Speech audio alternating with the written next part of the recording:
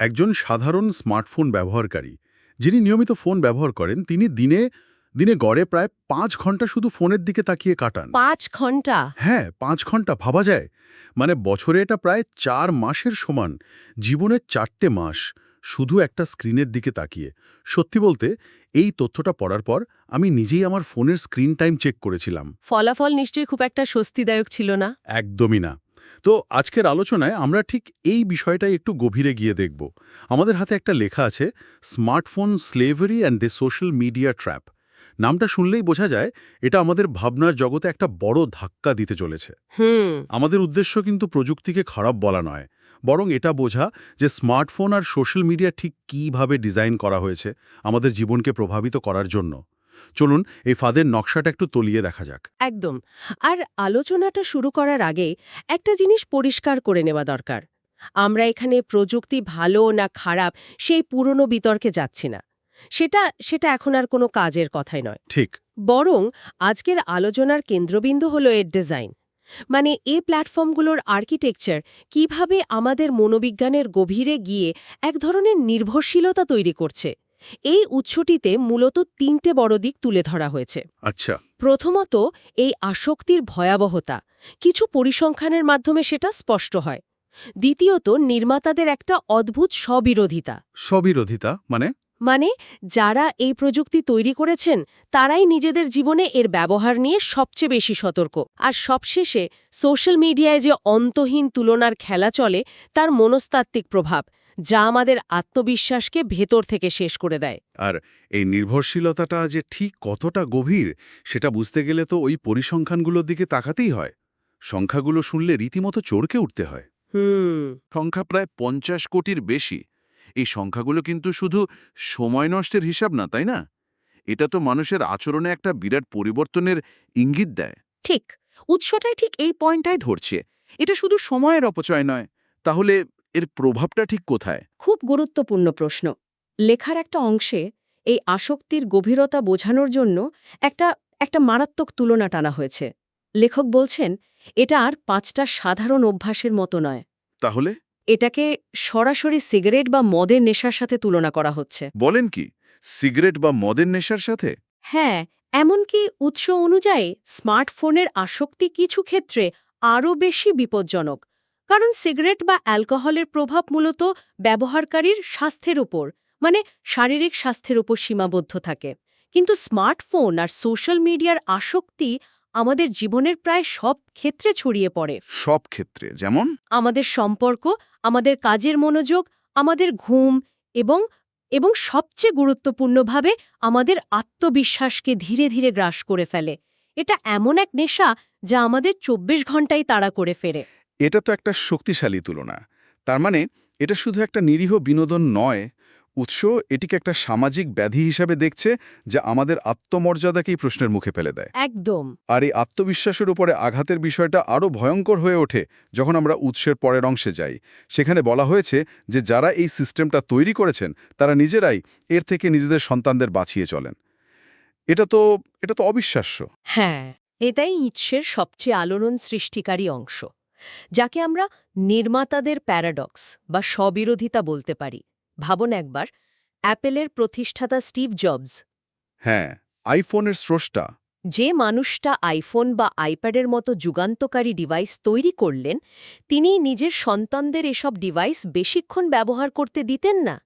বাড়িতে একটা নির্দিষ্ট সময়ের পর টেকনোলজি ব্যবহারের উপর কঠোর নিয়ম ছিল। আচ্ছা। আবার দেখুন, ফেসবুকের প্রতিষ্ঠাতা মার্ক জুকারবার্গ নিজের ল্যাপটপের ওয়েবক্যাম টেপ দিয়ে ঢেকে রাখেন। ব্যক্তিগত গোপনীয়তা নিয়ে তিনি এতটাই সন্দিহান। দাঁড়ান। তার মানে যারা এই সিস্টেমটা সবচেয়ে ভালো বোঝেন তারাই এর থেকে নিজেদের দূরে রাখছেন? এর চেয়ে বড় বিপদ সংকেত আর কি হতে পারে? ঠিক। উৎস কি বলছে যে তারা জেনে শুনে এমন কিছু তৈরি করেছেন যা আসক্তি তৈরি করে। এটা তো একটা বিরাট নৈতিক প্রশ্ন তুলে দেয়। ঠিক এই প্রশ্নটাই লেখাটার মূল উপজীব্য। উৎস সরাসরি কোনো ষড়যন্ত্রের তত্ত্ব দিচ্ছে না, তবে একটা পরিষ্কার ইঙ্গিত দিচ্ছে। ইঙ্গিতটা হলো, এই প্ল্যাটফর্মগুলোর ব্যবসায়িক মডেলটাই এমনভাবে তৈরি যা ব্যবহারকারীকে আটকে রাখতে বাধ্য। মানে ব্যবহারকারী যত বেশি সময় দেবে তাদের তত লাভ? একদম। তাদের সাফল্য নির্ভর করে আমরা কতক্ষণ প্ল্যাটফর্মে থাকছি তার ওপর। ফলে তারা মানুষের মনোবিজ্ঞানের দুর্বল জায়গাগুলোকে কাজে লাগানোর জন্য এমন সব ফিচার ডিজাইন করেছে যা আমাদের বারবার ফিরে আসতে বাধ্য করে। যেমন ওই নোটিফিকেশনের লাল চিহ্নটা। ঠিক তাই, ওই লাল চিহ্নটা বা স্ক্রোল করার অন্তহীন ফিড। নির্মাতারা জানতেন তারা কি তৈরি করছেন, তাই তাদের এই ব্যক্তিগত সতর্কতা আসলে সাধারণ ব্যবহারকারীদের জন্য একটা বিরাট সতর্কবার্তা। আমার কাছে মনে হচ্ছে উৎস এখানে একটা প্রচ্ছন্ন অভিযোগ করছে।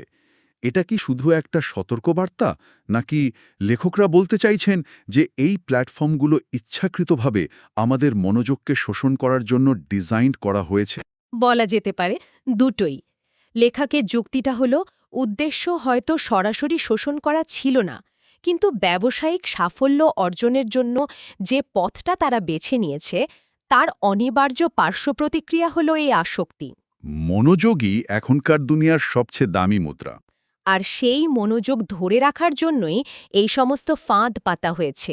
আর এই ফাঁদের সবচেয়ে কার্যকর অস্ত্র হল নোটিফিকেশন। ঠিক তাই। আর এই নোটিফিকেশন চক্রের ফাঁদটা উৎস খুব সহজভাবে ব্যাখ্যা করেছে। আমরা প্রায় প্রতি 10 মিনিটে একবার ফোন চেক করি। একটা অদ্ভুত অস্থিরতা কাজ করে। মনে হয় এই বুঝি কিছু একটা মিস করে গেলাম। হ্যাঁ, ফোমো বা ফিয়ার অফ মিসিং আউট। একদম। ফেসবুকে বা ইনস্টাগ্রামে একটা ছবি পোস্ট করার পর তো কথাই নেই। আমরা অধীর আগ্রহে অপেক্ষা করতে থাকি, কটা লাইক এলো, কে কি কমেন্ট করলো। এই লাইক আর কমেন্টের সংখ্যাটা যেন আমাদের সামাজিক স্বীকৃতির মাপকাঠি হয়ে দাঁড়িয়েছে। লেখার একটা অংশে বলা হয়েছে 90% তরুণ-তরুণী এখন সোশ্যাল মিডিয়া ব্যবহার করে এবং তারা ঘন্টার পর ঘন্টা ছবি এডিট করে শুধু একটা পারফেক্ট ছবি পোস্ট করার জন্য। নিজেদের জীবনের একটা নিখুঁত কিন্তু অনেকাংশেই কাল্পনিক চিত্র তুলে ধরতে চায় তারা। একদম।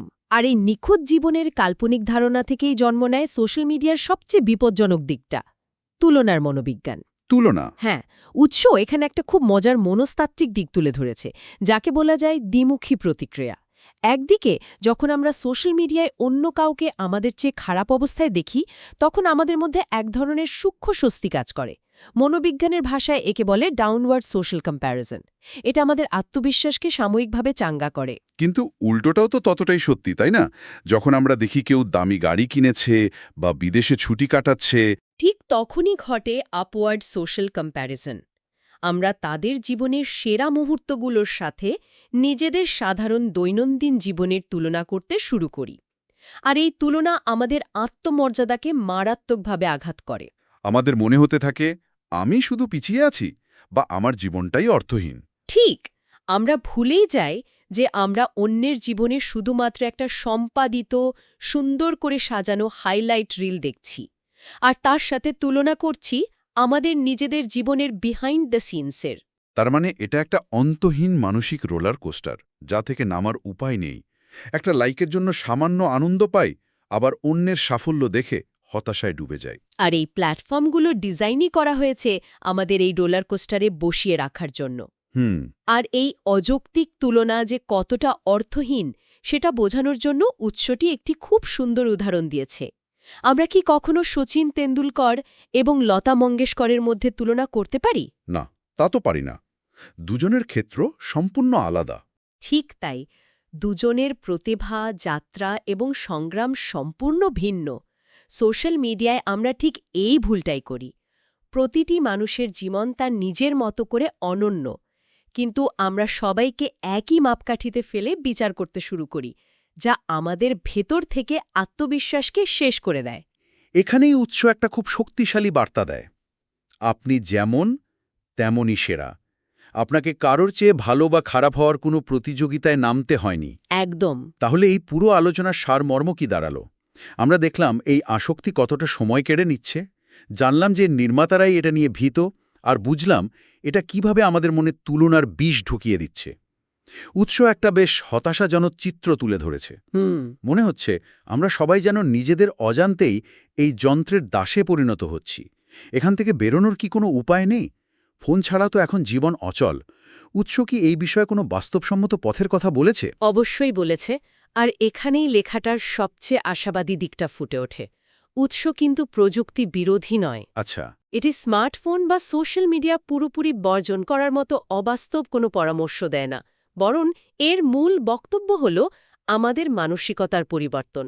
সমস্যাটা যন্ত্রে নয়, সমস্যাটা হল যন্ত্রের সাথে আমাদের সম্পর্কের। যন্ত্রের সাথে আমাদের সম্পর্ক।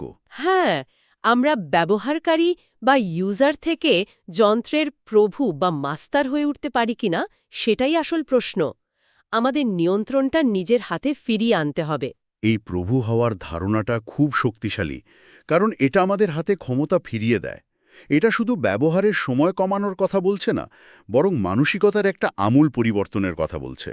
তার মানে উৎস আসলে বলতে চাইছে, ফোনটাকে ব্যবহার করো, ফোনের দ্বারা ব্যবহৃত হয় না। একেবারে তাই। স্মার্টফোনকে একটি যন্ত্র বা টুল হিসেবে দেখতে হবে। যেমন একটা হাতুড়ি দিয়ে আপনি বাড়িও বানাতে পারেন, আবার কারো মাথাও ফাটাতে পারেন। দোষটা হাতুড়ির নয়, ব্যবহারকারীর উদ্দেশ্যের। ঠিক। স্মার্টফোনও তেমনই। আমরা এটাকে জ্ঞান অর্জনের জন্য ব্যবহার করব, নাকি অর্থহীন স্ক্রলিংয়ে সময় নষ্ট করব, সেই সিদ্ধান্তটা আমাদের নিতে হবে। কখন, কেন এবং কতটা সময় আমরা এটা ব্যবহার করব, সেই নিয়ন্ত্রণটা প্রতিষ্ঠা করতে পারলেই আমরা এর আসল সুবিধাগুলো উপভোগ করতে পারব, এর ফাঁদে পা না দিয়ে। উৎসের চূড়ান্ত আহ্বানটি তাই খুব শক্তিশালী এবং স্পষ্ট। স্মার্টফোনের গোলাম না হয়ে এর প্রভু হতে হবে। দারুণভাবে পুরো বিষয়টা গুছিয়ে বললেন। তাহলে আজকের এই গভীর আলোচনা থেকে আমরা কয়েকটা মূল বিষয় পরিষ্কারভাবে বুঝতে পারলাম। প্রথমত, আমরা আমাদের জীবনের কতটা মূল্যবান সময় এই ডিজিটাল দুনিয়ায় নষ্ট করছি তার একটা ভয়াবহ চিত্র পেলাম, যা আমাদের সবাইকে ভাবতে বাধ্য করবে। অবশ্যই। দ্বিতীয়ত, আমরা জানলাম যে এই প্রযুক্তির নির্মাতারাই এর সম্ভাব্য বিপদ সম্পর্কে সবচেয়ে বেশি ওয়াকিবহাল, যা আমাদের জন্য একটা বড় সতর্কবার্তা। এবং সব শেষে আমরা সোশ্যাল মিডিয়ার সেই অদৃশ্য তুলনার ফাঁদ সম্পর্কে জানলাম, যা আমাদের আত্মবিশ্বাসকে প্রতিনিয়ত ক্ষয় করছে। এই সব কিছুর শেষে একটি প্রশ্ন থেকে যায়, যা উৎসের মূল ভাবনার ওপর ভিত্তি করে তৈরি, কিন্তু যা আমাদের সবাইকে আরও গভীরে ভাবতে সাহায্য করবে। বলুন। উৎসটিতে যন্ত্রের প্রভু হওয়ার কথা বলা হয়েছে, অর্থাৎ নিয়ন্ত্রণ নিজের হাতে নেওয়ার কথা। আমার শেষ প্রশ্নটি হল, প্রযুক্তি আমাদের নিয়ন্ত্রণ করবে নাকি আমরা প্রযুক্তিকে নিয়ন্ত্রণ করব? এই সিদ্ধান্তটি নেওয়ার ক্ষমতা কি এখনও পুরোপুরি আমাদের হাতে আছে? এটা একটা বড় প্রশ্ন। আর যদি সেই ক্ষমতা সত্যি আমাদের হাতে থাকে, তাহলে সেই ক্ষমতা প্রয়োগ করার জন্য প্রথম সবচেয়ে ছোট বাস্তবসম্মত পদক্ষেপটি আজই কি হতে পারে?